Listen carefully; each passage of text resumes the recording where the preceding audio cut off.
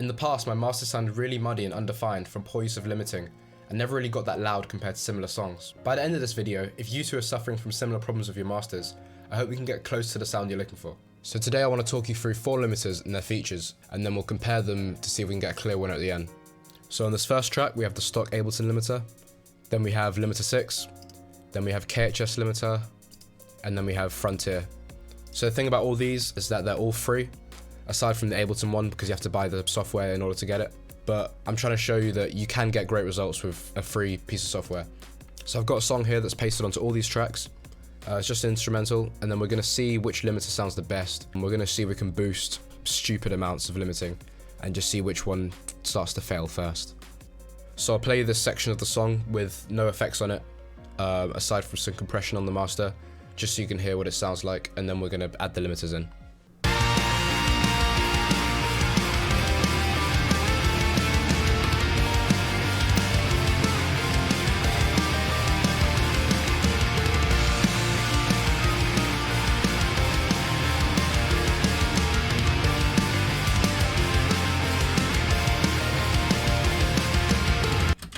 So we're going to start with the Ableton one.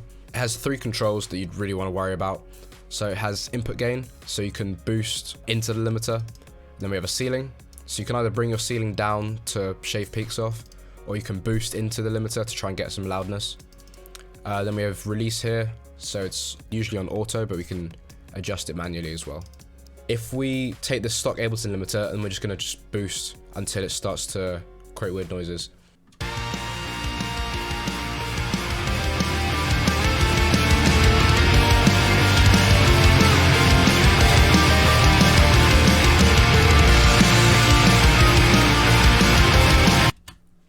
So you can hear there, it starts to sound a bit mushy at that point.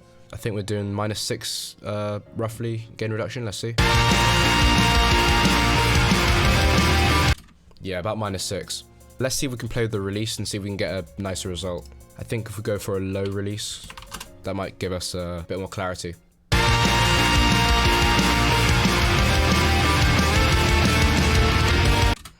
Nope, what if we go for a higher release than the normal? Not 50, 500.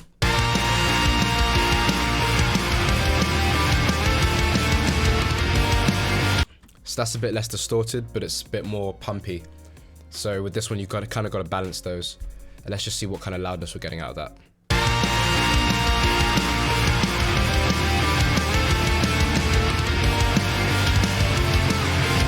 So it's not even really that loud. Let's look at the low release again.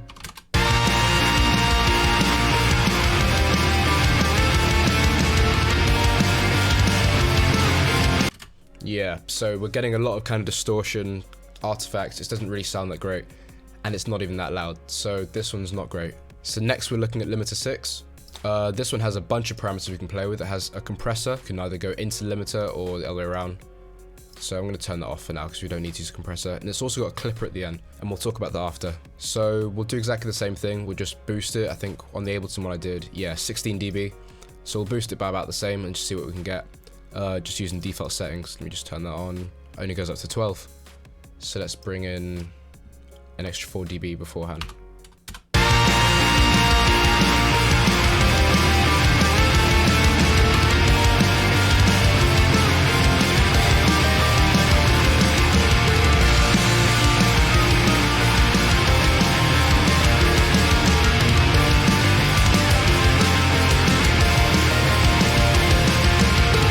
So as you can hear, a way better result with about the same gain reduction. I don't know what they're doing differently, but it just sounds great.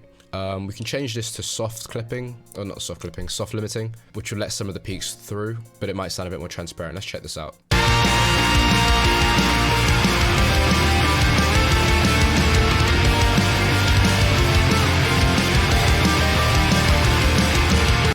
Yeah, pretty similar. And let's just see what kind of loudness we're getting.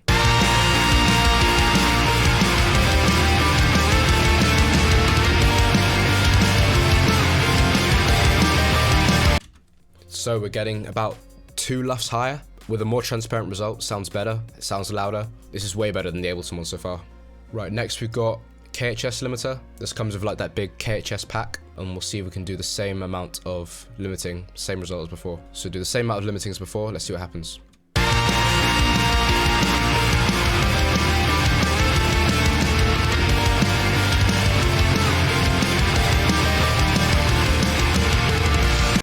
So similar to the Ableton one, we're getting a lot of pumping. Let's see if we can play around with the release and see if we can change that.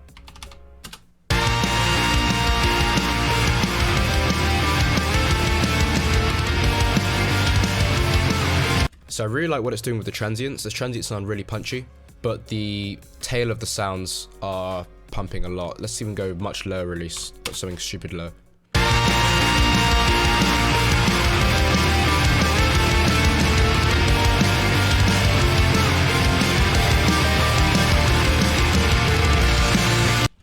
Yeah, that's kind of distorting a little bit. You can hear on like the more drawn out sections. The transients themselves sound pretty good, but as I say, the rest of the sounds, like the guitars, bass, all that kind of sounds a bit distorted and a bit crunchy.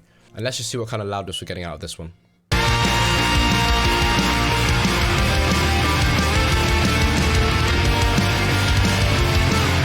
So negative 6.3, so a little bit worse than the limiter 6, not as bad as the Ableton one.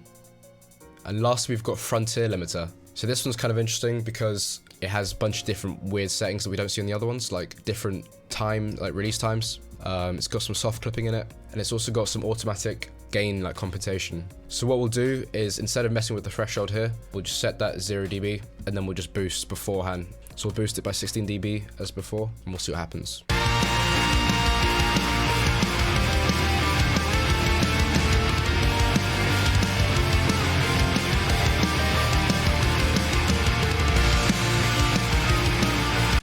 So with this one, the transients are sounding pretty good. Let's change the release to fast and see if it sounds a bit better. Because right now it's pumping a little bit, but the transients sound great.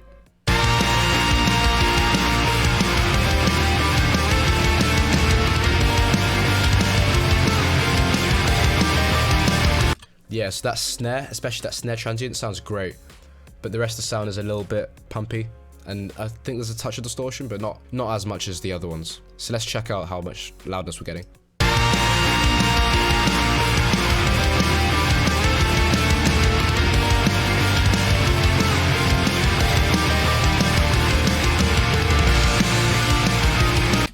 Right, so negative 6.6. We're getting less loudness than the KHS one, but in my opinion, it sounds a little bit better.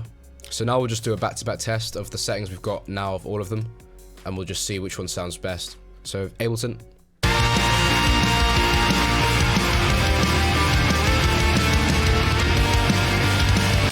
Limiter 6.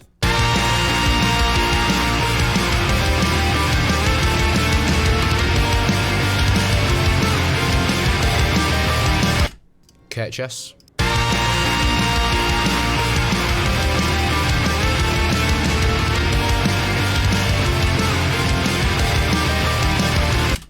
And Frontier.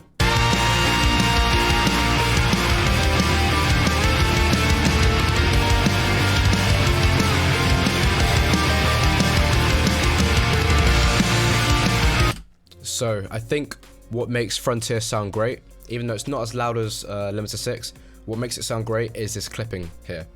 So what we can do in Limiter 6 is we can use this clipping. What I don't like is that the clipping happens after the limiting. So what I'll do is I'll grab another instance of Limiter 6 and I'll stick it beforehand, and that will be our clipping one. So we'll use this one for clipping, and then we'll back off on the limiting here. We'll go, I'll say equal amounts of both. So total was 16, so we'll do 8 dBs of limiting and 8 dBs of clipping, and see if this sounds any better.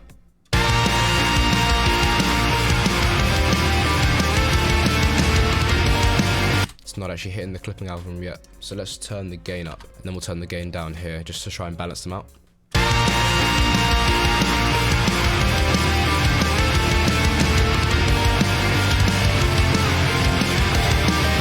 And we're getting about the same loudness, but those transients are way more punchy. So I think this is the moral of the story. In my opinion, Limiter 6 sounds the best when you use both the clipper and the limiter, and you're using the clipper before the limiter, which means you might need 2 of them. And this is a free limiter, sounds great.